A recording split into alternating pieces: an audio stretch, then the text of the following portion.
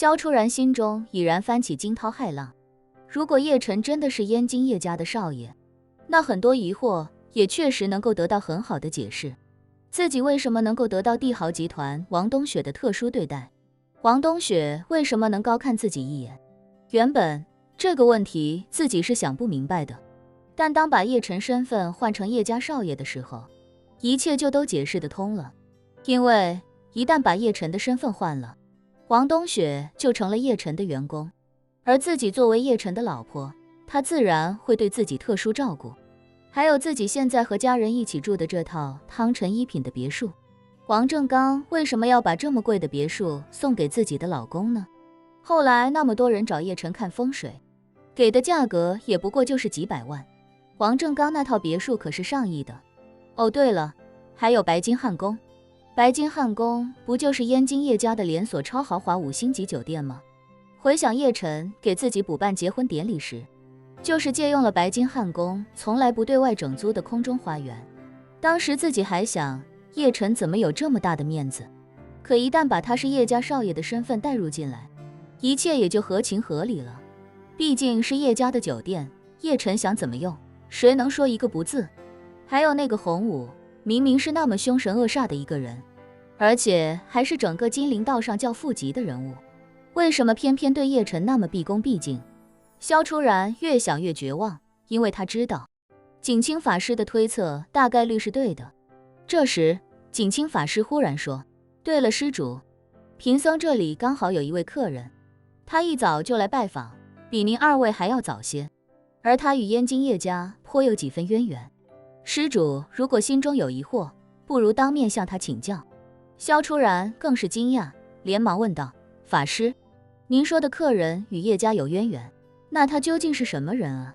景清微微一笑，没有回答萧初然的问题，而是向着后面的后殿开口说道，唐施主请出来一见吧。后殿即刻传来一阵脚步声，萧初然紧张不已，盯着后殿与前殿的小门，心中忐忑无比。景清法师说，此人与叶家有渊源，想来叶晨究竟是不是叶家的少爷？这个人一定能给自己一个明确的答复。可是自己的心里忽然又有些害怕，害怕知道一些让自己无法接受或者不愿接受的事实。这时唐思海迈步从后面走了出来，见到唐思海那一刻，萧初然觉得此人也有些眼熟，只是一时半会儿想不起在哪里见过。唐思海来到他的面前，恭敬地说道，叶夫人您好，在下姓唐，名叫唐四海，之前几十年一直是叶家的大管家，负责管理叶家诸多内务与琐事。唐四海，萧初然心中暗叹，我知道你，以前在电视上看到过你的报道。唐四海惊讶地问，叶夫人怎会看过我的报道？在下这些年已经很少接受媒体采访了。萧初然如实说道，我爷爷活着的时候，对叶家好像挺关注的，只要是叶家的报道都会看，我也是因为他才多看了一些相关资讯。唐四海好奇地问，您说的那个阶段，不知您与您丈夫认识了没有？认识了。萧初然点点头，说，最早叶晨是在我爷爷的工地打工的，我爷爷很喜欢他，就把他介绍给了我，然后还把他安排到金陵大学，读过一段时间的书，那个时候和我是同学。后来毕业了，我爷爷就一心让我嫁给他，而且非常强势，谁反对都没用。唐四海笑了笑，问他，那叶太太知道是为什么吗？萧初然茫然地说，我不清楚，可能是我爷爷很欣赏他吧，或者很喜欢他，爷爷并没有跟我说过具体原因，他只说让我嫁给叶晨，不会害了我。唐四海点点头，微笑说道，如果我没记错的话，您的爷爷应该叫萧德银吧？德虽然是道德的德，但其实是得到的谐音，取这个名字也是当时他父母对他的一种寄托，希望他能够摆脱贫困，过上富足的生活，对吗？萧初然一脸惊愕地看着他问，你怎么知道？唐四海微微一笑，没有回答他的问题，而是反问，那您知不知道您爷爷年轻的时候以什么为生？萧初然想了片刻，说，我爷爷年轻的时候，据说是在燕京一个特别有钱的人家里做家奴，后来那家人给了他一笔丰厚的遣散费，他拿了那笔钱回到金陵，逐渐创办了自己的事业。唐四海点点头，是了，您的爷爷并没有说谎，而他说的这个主家，其实就是燕京叶家。啊，萧初然骇然不已，我爷爷是叶家的家奴。唐四海说，家奴虽然听起来并不好听，但其实并不是奴隶，而是一种终身制的佣人。说着，他微笑道，不过你说的没错，你爷爷确实是叶家的家奴。萧初然感觉呼吸一阵急促，问唐四海，那这么说来，叶晨确实是叶家的少爷吗？我爷爷他是不是认出了叶晨的身份，所以才一心要把我嫁给他？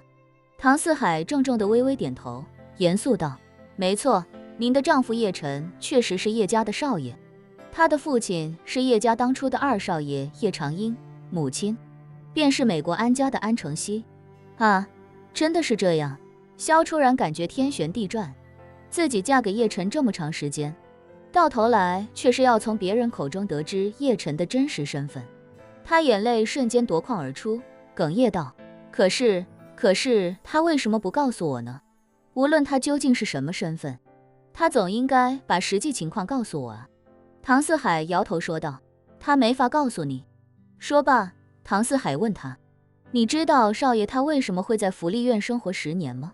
为什么？萧初然疑惑不已，他既然是叶家的少爷，叶家自然有能力让他过上最好的生活，为什么把他一个人丢在福利院里那么久呢？唐四海认真道，因为少爷不仅身负深仇大恨，还身怀杀身之祸。说到这里，唐四海激动地说，少爷的父母乃是华人之光，人中龙凤，当年他们得罪了一个十分古老且邪恶的组织，那个组织已经有300多年的历史，如今爪牙遍及世界各地。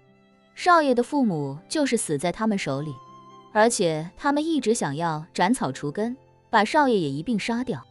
多亏当年少爷的父亲早有防范，他知道自己早晚会死在敌人的手里，所以才为少爷安排好了一条妥善的退路，就是他给少爷安排了10年的福利院生涯。10年时间里，那个邪恶的组织一直在寻找少爷的下落，可是他们怎么都没有想到少爷其实一直都在金陵，一直都在这个他父母遇害的城市继续生活。少爷的父亲曾说过，最危险的地方往往就是最安全的地方，所有人都觉得不可能的那个选项往往才是最好的选项。